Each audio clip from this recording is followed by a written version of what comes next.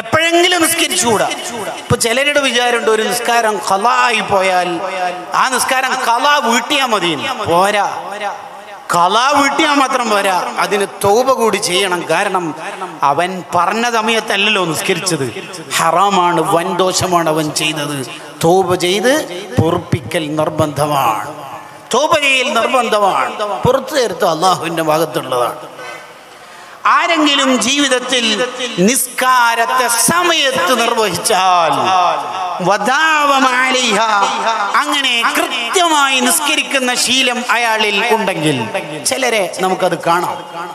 എത്ര ഷോപ്പിൽ തിരക്കാണെങ്കിലും വീട്ടിൽ അടുക്കള പണിയുണ്ടെങ്കിലും സമയമായാൽ വേറെ വർത്താനമില്ല, അവര് വേഗം നിസ്കാരത്തിൽ കിടക്കുകയാണ്.